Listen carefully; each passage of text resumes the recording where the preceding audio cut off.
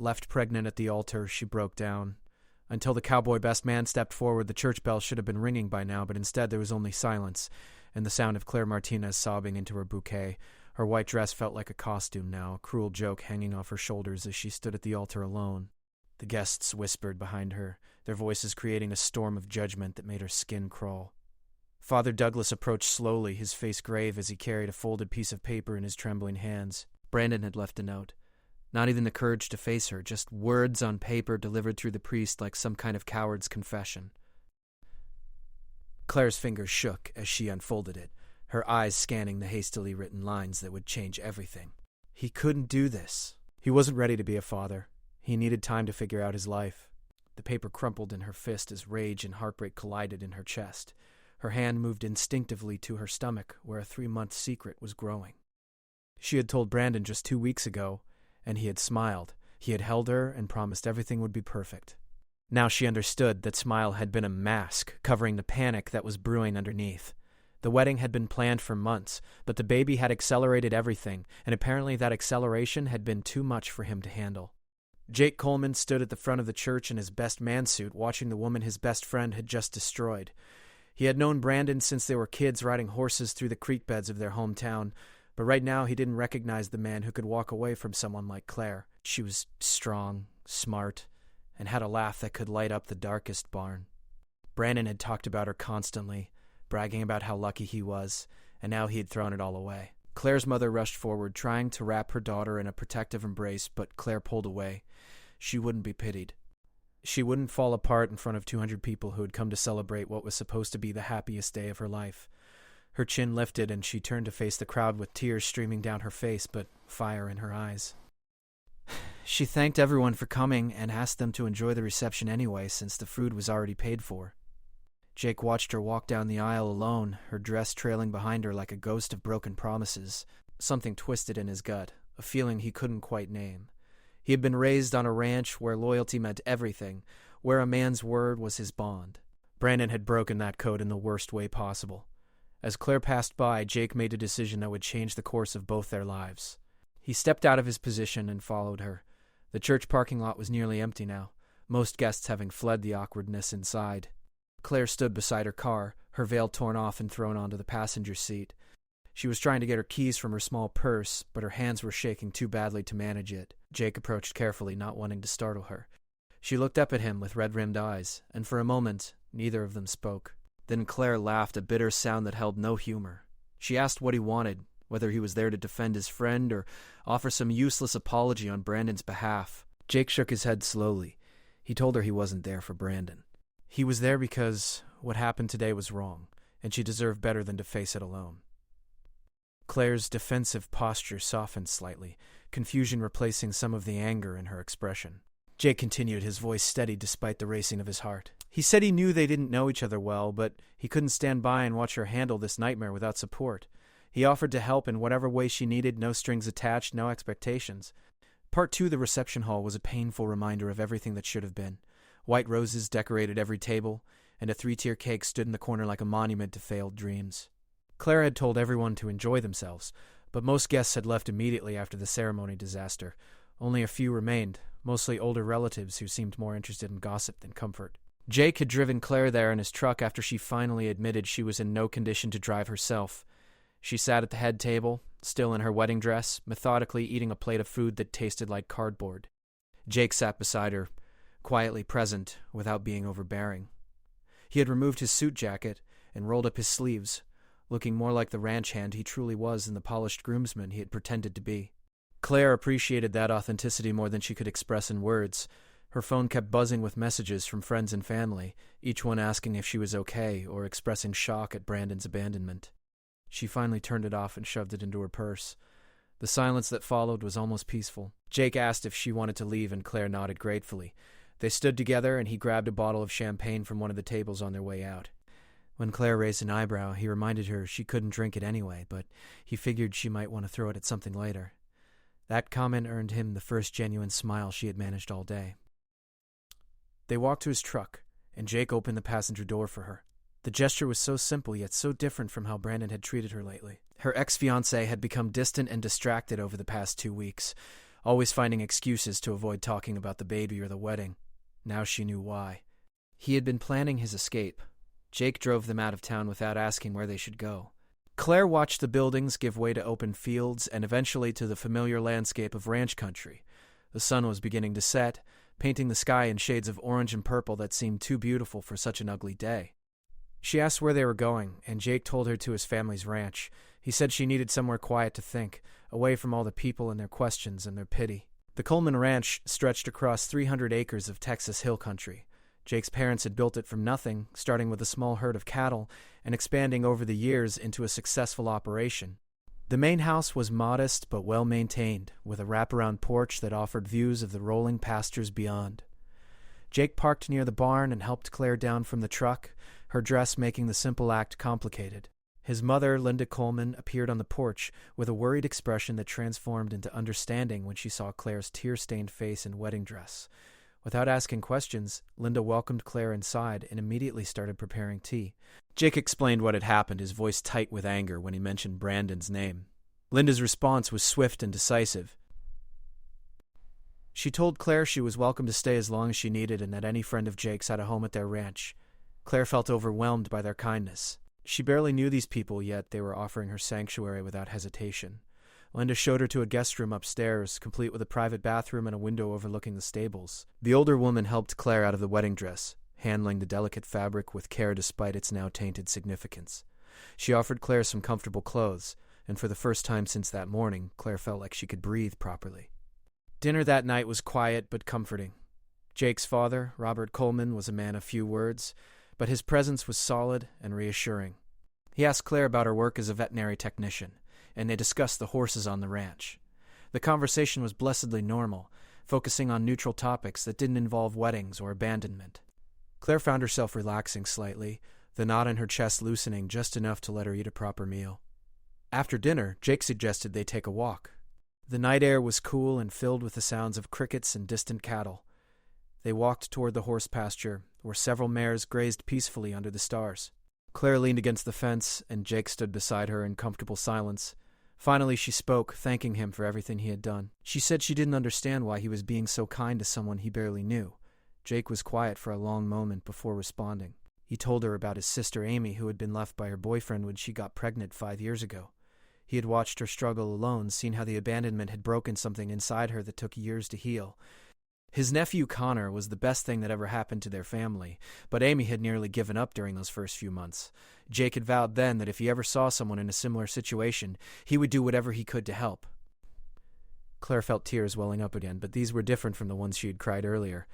These tears came from gratitude and relief at finding unexpected kindness in the middle of chaos. She told Jake about her fear of raising a child alone, of disappointing her parents who had already been through so much.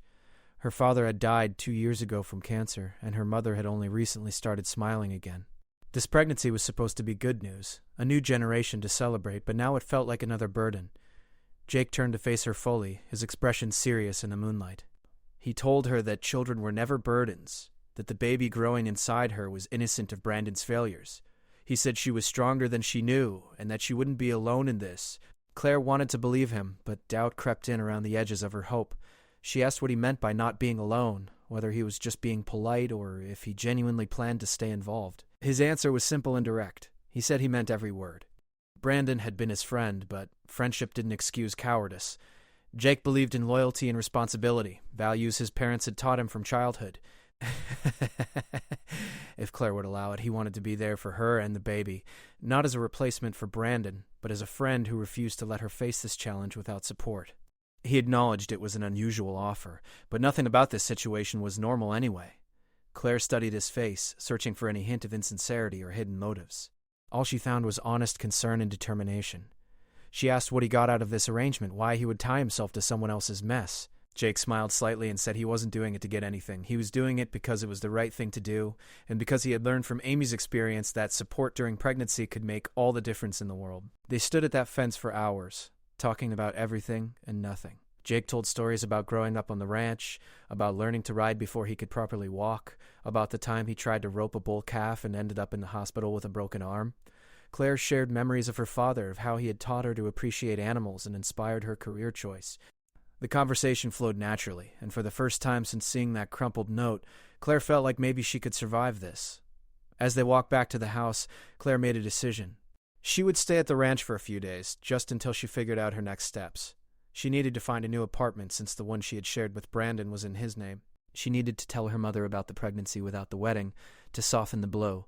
She needed to figure out how to be strong enough for the tiny life depending on her. Jake told her to take all the time she needed, and that they would figure out each step together. Part 3, morning came too early, sunlight streaming through unfamiliar windows and birdsong replacing the city sounds Claire was used to. For a brief, merciful moment, she forgot where she was and why. Then reality crashed back in, and she felt the weight of her situation pressing down on her chest. She placed a hand on her still flat stomach and whispered a promise to the baby that she would figure this out, that they would be okay somehow. Linda knocked softly before entering with a breakfast tray. The gesture was so motherly that Claire's eyes filled with tears again. The older woman set the tray down and sat on the edge of the bed, taking Claire's hand in her weathered ones. She told Claire that heartbreak felt permanent in the moment, but that time and determination could heal even the deepest wounds. Linda shared that Robert hadn't been her first love, that she had been engaged to someone else who left her for another woman. The betrayal had nearly destroyed her, but it also led her to the man she was meant to be with all along.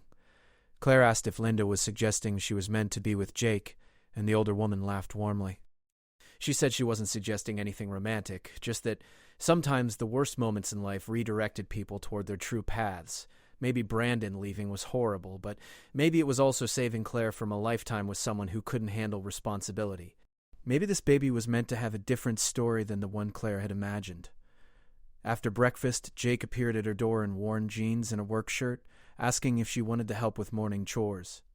Claire was surprised by the offer, but grateful for the distraction. She changed into the borrowed clothes Linda had provided and followed Jake out to the barn. The familiar smell of hay and horses was immediately comforting. She had worked with animals throughout her career, but there was something different about being around them with no professional obligations, just the simple pleasure of their company. Jake introduced her to each horse, explaining their personalities and quirks. There was Dakota, an older mare who loved having her ears scratched. There was Ranger, a young stallion still learning manners. There was Bella, a pregnant mare due to foal in about a month. Claire felt an immediate kinship with Bella, both of them carrying new life and facing uncertain futures. She spent extra time with the mare, speaking softly and stroking her neck while Jake cleaned stalls nearby. He watched Claire work, noting how naturally she moved around the animals and how quickly they responded to her gentle touch. She was good at this, reading their body language and adjusting her approach accordingly. He mentioned that they could use help at the ranch if she was interested, that their usual vet tech had moved away last month and they had been struggling to find a replacement. Claire looked at him skeptically, asking if he was offering her a job out of pity. Jake stopped working and leaned against his shovel, meeting her eyes directly. He told her it wasn't pity, it was practicality. They genuinely needed someone with her skills, and she needed a fresh start away from the city and all its reminders of Brandon. The job came with a small cottage on the property that had been empty since their previous tech left. It wasn't charity, it was a mutually beneficial arrangement. Claire considered his words carefully, weighing the offer against her pride and her practical needs. The truth was that staying in her current situation felt impossible. The apartment she shared with Brandon held too many memories.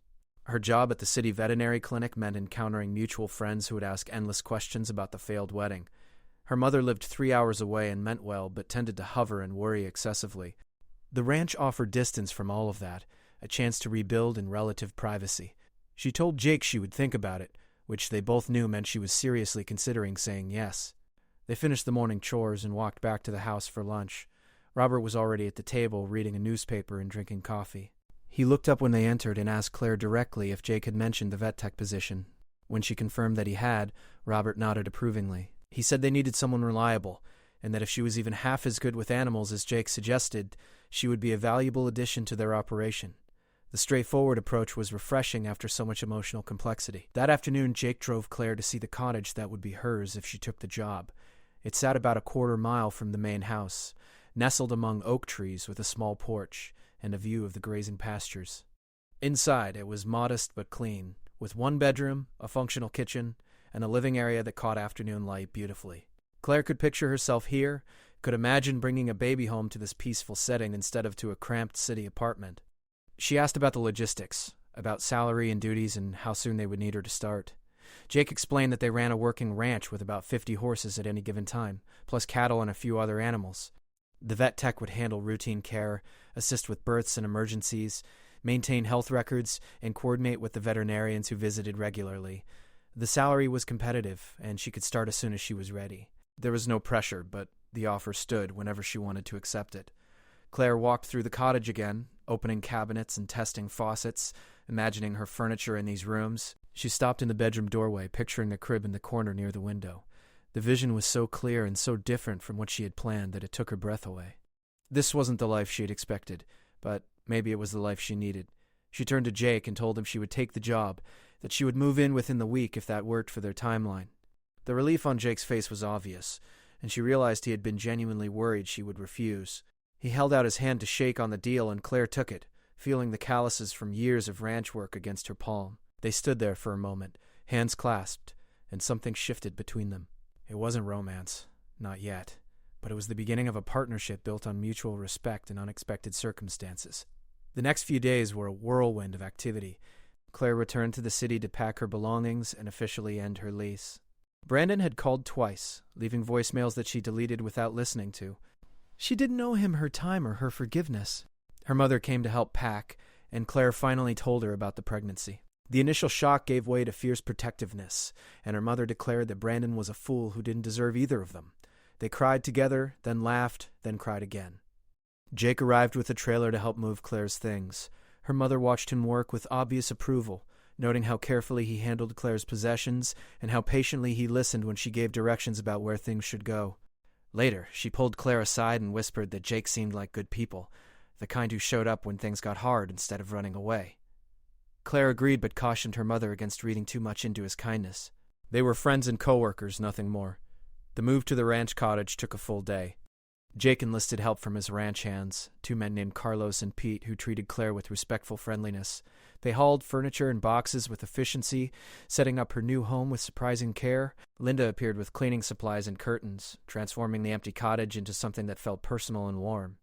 By evening, Claire was exhausted but surrounded by her belongings in a space that already felt more like home than the apartment ever had. That night, Jake knocked on her door with takeout from a local barbecue place. They sat on her new porch, eating brisket sandwiches and watching the sunset over the pastures. Claire thanked him again for everything, struggling to find words adequate for the gratitude she felt. Jake brushed off her thanks, saying that family helped family and that she was part of the ranch family now. The simple declaration made Claire's throat tight with emotion. She asked about his life, realizing she knew very little about the man who had upended his routine to help her. Jake told her about growing up on the ranch, about his dreams of expanding their breeding program to include championship-cutting horses. He talked about his sister Amy and nephew Connor, who lived about an hour away and visited often.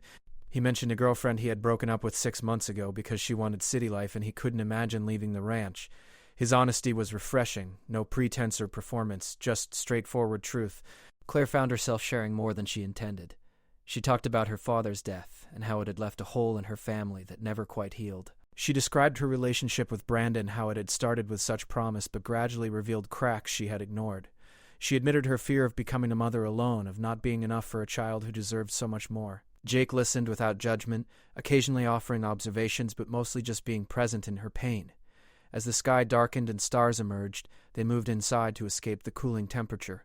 Claire made tea while Jake built a fire in the small fireplace. They settled into comfortable positions, Jake in an armchair and Claire on the couch, continuing their conversation. Time passed without either of them noticing, the easy flow of words creating a cocoon of understanding. When Jake finally stood to leave, it was past midnight, and Claire realized she felt lighter than she had in weeks. Part 4. The first month at the ranch passed in a blur of routine and adjustment. Claire threw herself into work with determination that impressed even Robert, who was notoriously hard to please. She rose before dawn to help with feeding, spent her days treating minor injuries and conducting health checks, and often worked past sunset when a mare went into labor or a sick calf needed monitoring. The physical exhaustion was welcome because it left little energy for dwelling on heartbreak or anxiety about the future. Jake worked alongside her most days, their partnership developing into something efficient and comfortable. He anticipated her needs before she voiced them, handing her tools or preparing medications without being asked. She learned to read his subtle signals, understanding when he was worried about an animal even if his expression remained calm. They developed a shorthand communication that Carlos and Pete joked about, claiming the two of them could have entire conversations with just raised eyebrows and slight nods. Her pregnancy became more visible as weeks passed. Morning sickness hit hard during the second month at the ranch, leaving her pale and shaky most mornings. Linda took to bringing crackers and ginger tea before dawn, sitting with Claire until the worst passed. Jake adjusted the work schedule to account for her condition, taking on the heavier physical tasks and insisting she rest more. Claire protested at first, not wanting special treatment, but eventually accepted that growing a human required concessions to her stubborn independence. The ranch community embraced her pregnancy with enthusiasm that surprised Claire. Linda started knitting baby blankets in soft yellows and greens. Robert built a beautiful wooden cradle in his workshop, spending evenings sanding it to perfect smoothness. Carlos's wife, Maria, organized a small gathering with other ranch wives, sharing advice and hand-me-down baby clothes. Pete's teenage daughter offered to babysit whenever needed. The support felt like being wrapped in a warm quilt, each piece added with genuine care. Jake's involvement went beyond employer or friend territory, though neither of them acknowledged it directly. He accompanied Claire to her first prenatal appointment, sitting in the waiting room with ranch magazines and standing when the nurse called her name. The doctor asked if he was the father, and Jake quickly clarified his role, but something in his expression made Claire wonder if the distinction bothered him. During the ultrasound, when the technician found the heartbeat, Jake's eyes filled with wonder that matched Claire's own amazement. They began spending evenings together, initially to discuss ranch business, but gradually expanding into genuine friendship. Jake taught Claire to play chess, discovering she had a strategic mind that made games challenging and engaging. Claire introduced Jake to cooking beyond basic ranch fare, experimenting with recipes that accommodated her changing pregnancy cravings. They watched old westerns on her small television, arguing good-naturedly about historical accuracy and character motivations. Brandon called again during this period, leaving messages that progressed from apologetic to angry to desperate. Claire finally answered on a Tuesday afternoon when she was feeling strong enough to face the conversation. He wanted to explain, to make her understand his perspective, to possibly try again. She listened quietly as he talked about his fears and regrets, about how he realized he had made a terrible mistake. When he finished, Claire told him calmly that she understood fear, but she couldn't forgive cowardice. She was building a new life, and he wasn't part of it. The call ended with finality that felt like closing a heavy door. That night, she told Jake about the conversation while they sat on her porch watching fireflies emerge in the twilight. He asked how she felt, and Claire admitted she felt surprisingly free. Talking to Brandon had confirmed what she already knew, that leaving her at the altar had been a gift rather than a curse. She wouldn't have chosen this path, but now that she was on it, she could see its value. Jake squeezed her shoulder in silent support, and they sat together in companionable silence. The ranch faced a crisis when severe storms rolled through in late spring. Lightning struck the barn, starting a fire that threatened the entire structure and the horses inside. Claire and Jake rushed from the cottage at the first sign of trouble, working frantically to evacuate animals while Robert and the hands fought the flames. Smoke filled the air, making breathing difficult and visibility poor. Claire moved through the chaos with focused determination, leading frightened horses to safety despite the danger. Bella, the pregnant mare, panicked in her stall, rearing and kicking at the walls. Claire moved toward her despite Jake's shout of warning, speaking in soothing tones that somehow penetrated the mare's terror. She managed to get a lead rope attached and guided Bella through the smoke-filled barn toward the exit. A beam fell behind them, missing Claire by inches, and Jake pulled both her and the horse the final distance to safety. His arms wrapped around Claire protectively, and she felt his heart racing against her back as they caught their breath. The fire department arrived in time to save most of the barn structure. Damage was significant but not total, and miraculously, no animals were seriously injured. Claire collapsed on the grass afterward, adrenaline fading and leaving her shaking with exhaustion. Jake knelt beside her, checking her over with frantic hands, asking repeatedly if she was okay and if the baby was okay. His concern touched something deep inside her, and she found herself gripping his hands tightly, needing the anchor of his presence. That night, neither of them could sleep. Yeah. Jake stayed at Claire's cottage, both of them too wired from the crisis to be alone. They sat up talking about fear and courage, about how quickly everything could change, about what mattered most when disaster struck. Claire admitted that her first thought during the fire had been protecting the baby, and her second thought had been finding Jake to make sure he was safe. The confession hung in the air between them, heavy with implications neither was quite ready to address. Jake told her that watching her nearly get hit by that beam had stopped his heart. He said he had never been so terrified in his life, and that he realized in that moment how much she had come to mean to him. It wasn't just friendship or responsibility anymore. Somewhere along the way, between chess games and late-night conversations and shared work, he had fallen for her completely. He knew the timing was complicated and that she had every reason to be wary of trusting a man again, but he needed her to know the truth. Claire felt her breath catch in her chest. Part of her wanted to retreat into self-protection, to remind him that she was pregnant with another man's child and carrying too much baggage for romance, but a larger part recognized that what she felt for Jake had grown beyond gratitude into something real and substantial. He had shown up for her consistently, proving through actions rather than words that he was nothing like Brandon. She told him she was scared, and he said he was scared too, but that fear didn't have to control their choices. They didn't rush into anything physical that night. Instead, they sat close together on the couch, holding hands and talking until dawn painted the sky pink and gold. They agreed to take things slowly, to let their relationship develop naturally, without forcing it into any particular shape. Jake said he wanted to be part of her life and the baby's life in whatever capacity she was comfortable with. Claire said she wanted that too, that she couldn't imagine her future without him in it anymore. The weeks following the fire were filled with reconstruction and new beginnings. The barn was repaired with modern safety features, making it stronger than before. Claire's pregnancy progressed past the halfway point, and her belly grew round enough that she couldn't hide it even in loose shirts. Jake accompanied her to every appointment now, no longer hesitating when nurses assumed he was the father. They held hands in the doctor's office when they learned the baby was a girl, both of them grinning like fools at the news. Jake asked Claire if he could be there for the birth, and she agreed immediately. They discussed names during evening walks, debating options, and laughing at particularly terrible suggestions.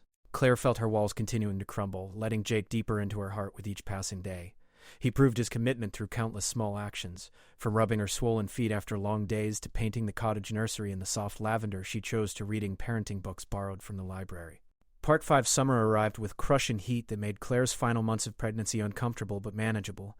She worked reduced hours at the ranch, focusing on administrative tasks and lighter duties while Jake and the hands handled physical labor. Her mother visited frequently, bringing supplies for the baby and bonding with Linda over shared grandmother excitement. The two older women conspired together, planning showers and organizing the nursery, delighting in their common purpose. Jake proposed on a quiet evening in July, not with fanfare or elaborate planning, but with simple honesty that matched their relationship. They sat on the cottage porch watching sunset colors paint the sky while Claire rubbed her prominent belly. He told her that he wanted to build a life with her, to raise her daughter as his own, to create the family they both deserved. He said he had loved her for months, but waited until he was sure she was ready to hear it. The ring he offered was modest but beautiful, with a small diamond set in vintage gold that had belonged to his grandmother. Claire cried as she said yes, overwhelmed by gratitude and love for this man who had appeared when she needed him most. She told Jake that she loved him too, that he had shown her what partnership should look like, that she trusted him with her heart and her daughter's future. They kissed as stars emerged overhead, sealing promises that felt sacred and true. Later they called their families to share the news, met with enthusiastic celebration that carried through phone lines and filled the cottage with joy. The wedding was planned for late August after the baby arrived, a simple ceremony on the ranch with close family and friends. Claire found peace in the quiet preparations, so different from the elaborate wedding that never happened. This time there was no doubt, no fear lurking beneath the surface. Jake proved daily that he was committed and present, and Claire learned to trust again through his consistent actions. Bella went into labor on a sweltering night in early August. Claire insisted on being there despite her own advanced pregnancy, waddling to the barn with Jake hovering protectively nearby. The mare struggled, and Claire's experience became crucial in guiding the difficult birth. She worked alongside the veterinarian, her hands gentle and sure despite her awkward position. When the foal finally emerged, healthy and strong, everyone in the barn cheered. Claire felt her own baby kick vigorously, as if celebrating too. Jake helped Claire back to the cottage afterward, noting how exhausted she looked. He suggested she rest, but Claire insisted she was fine, just tired from the excitement. They settled onto the couch together, Claire's head on Jake's shoulder, talking about the foal and about their own approaching arrival. Jake's hand rested on her belly, feeling the baby move beneath his palm. He whispered to the baby girl that he couldn't wait to meet her, that he would love her and protect her forever. Claire went into labor 3 days later, 2 weeks before her due date. Contractions started in the early morning, waking her from restless sleep. She felt panic rise briefly before Jake's calm presence steadied her.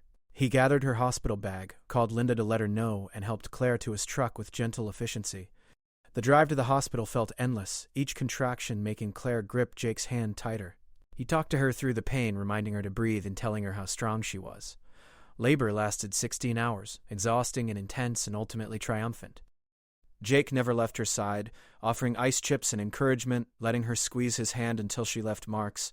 When the baby finally arrived, Claire heard her daughter's first cry and felt her heart expand impossibly. The nurse placed the tiny girl on her chest, and Claire looked down at the perfect face of her daughter, overwhelmed with love and relief and gratitude. Jake cut the umbilical cord with shaking hands, his eyes suspiciously bright as he gazed at the baby girl. The nurse asked for the name, and Claire looked at Jake before answering. They had chosen together, honoring both Claire's father and Jake's grandmother. Sophie Grace Martinez Coleman, she said, the hyphenated last name reflecting their blended family. Jake touched Sophie's tiny hand with reverent gentleness, making promises to be the father she deserved. The hospital room filled with visitors over the next day. Linda and Robert arrived with balloons and tears of joy. Claire's mother came with more supplies than any newborn could possibly need.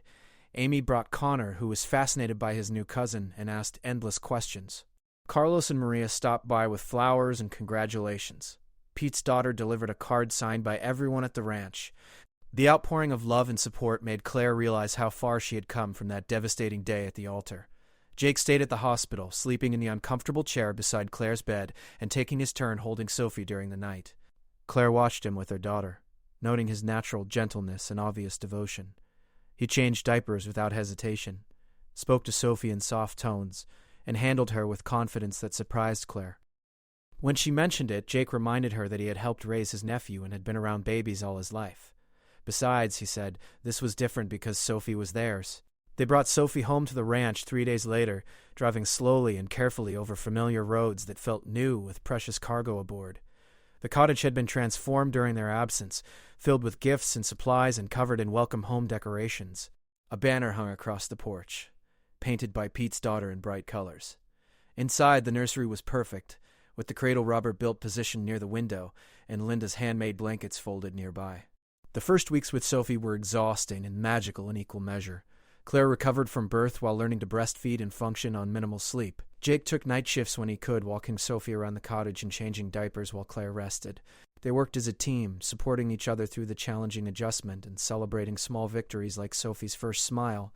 The wedding happened on a Sunday afternoon in September, with Sophie 6 weeks old and sleeping peacefully in Linda's arms during the ceremony. Claire wore a simple white dress that wasn't a wedding gown, just something pretty and comfortable that suited the occasion. Jake wore jeans and a button-down shirt, looking handsome and nervous as he waited at the outdoor altar they had set up near the horse pasture. Father Douglas officiated again, and this time the ceremony was completed without interruption or drama. Claire walked herself down the aisle, carrying a bouquet of wildflowers picked that morning from ranch meadows. She had no regrets about the past, no lingering sadness about what might have been. Brandon's abandonment had led her here, to this man and this life and this family. Jake's eyes were bright with emotion as she approached, and when they joined hands, Claire felt complete in a way she never had before. Their vows were personal and honest. Jake promised to love Claire and Sophie, to build a life filled with laughter and purpose, to be present through joy and struggle. Claire promised the same, adding gratitude for his courage in stepping forward when she needed him most. They exchanged simple gold bands, kissed to enthusiastic applause, and turned to face their community as husband and wife. Sophie woke during the celebration and added her voice to the cheering, making everyone laugh. The reception was held in the renovated barn, with barbecue and dancing and stories shared among friends and family.